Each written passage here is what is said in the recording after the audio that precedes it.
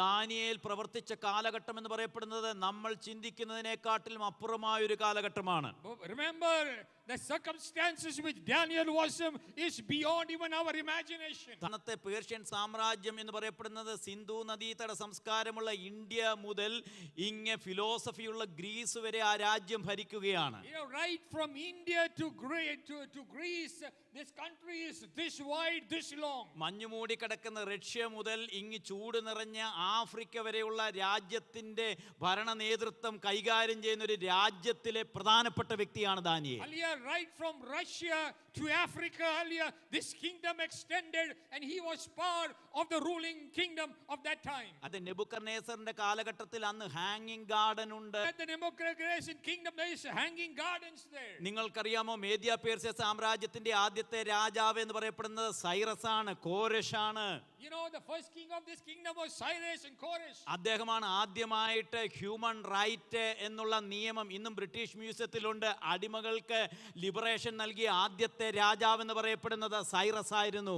Cyrus king is the first person who liberated the slaves. അങ്ങനെയുള്ള പ്രമാദമായിരിക്കുന്ന ഉത്തരവ് പുറപ്പെടുവിച്ച കാലഘട്ടത്തിൽ തന്നോടുകൂടെ പ്രവർത്തിച്ച വ്യക്തിയാണ് നമ്മൾ ഈ പ്രസംഗിക്കുന്ന ദാനിയേൽ എന്ന് പറയപ്പെടുന്ന മനുഷ്യൻ. In those times, in that rule, this Daniel who we preach about was a part of that kingdom. അതിനുശേഷം വന്ന ദാര്യാവേശ് എന്നറിയപ്പെടുന്നത് അതിലും പ്രബലനായിരിക്കുന്ന ഒരു രാജാവായിരുന്നു ഡാരിയവേശ് എന്ന വ്യക്തി. You know, the next king was King Darius.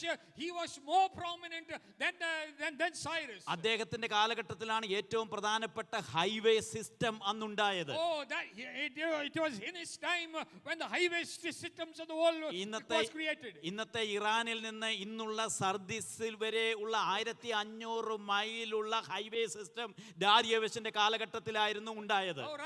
Right from Iran for 1500 mile highway was created. അപ്പോൾ നമ്മൾ വായിക്കുന്ന ഈ ദാനിയേൽ എന്ന് പറയപ്പെടുന്ന ആ വ്യക്തി പ്രവർത്തിച്ച കാലഘട്ടത്തിന്റെ അഡ്മിനിസ്ട്രേഷൻ ആണ് ഞാൻ നിങ്ങളോട് പറയുന്നത്. What I'm trying to tell you is this Daniel who we preach out on, he was the administrator of all those works. ഇന്ന് കാണപ്പെടുന്ന പോസ്റ്റൽ സിസ്റ്റത്തിനും ആദ്യം മുൻപേ ഉണ്ടായ പോസ്റ്റൽ സിസ്റ്റം ദാര്യാവേശിന്റെ കാലഘട്ടത്തിലായിരുന്നു.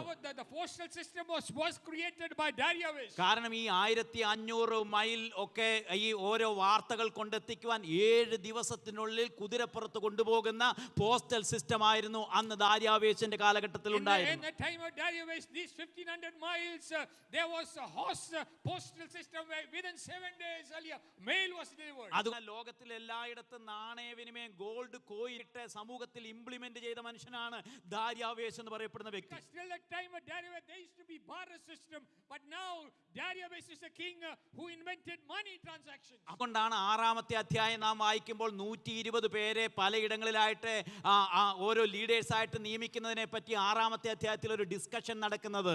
If you read in chapter 6, there's a discussion about putting leaders in different places. കാരണം India മുതൽ Greece വരെയും അതുപോലെ തന്നെ ആഫ്രിക്ക മുതൽ റഷ്യ വരെയുമുള്ള രാജ്യങ്ങളുടെ ഒക്കെ നിയന്ത്രണത്തിന് വേണ്ടി 120 പ്രിയപ്പെട്ടവരെ ലീഡർഷിപ്പിൽ കൊണ്ടുവരികയാണ്. To rule this country from India to Greece, from Russia to Africa, they needed 125 leaders. കറപ്ഷനിൽ നിന്നും വയലൻസിൽ നിന്നും ഒക്കെ ഈ സമൂഹത്തെ ഒരുമിച്ച് കൊണ്ടുപോകണമെങ്കിൽ ഇങ്ങനെയുള്ള ലീഡർഷിപ്പ് അത്യാവശ്യമാണ്. To avoid the corruption and violence, they need strong, bold leaders. ആ 120 പേരിൽ 3 പ്രിയപ്പെട്ടവരാണ് അതിന്റെ ചീഫായിട്ട് തിരഞ്ഞെടുക്കുവാൻ വേണ്ടിയാണ് ഈ ദാനിയേലിനെ പറ്റി ഒരു ഡിസ്കഷൻ നടക്കുന്നത്.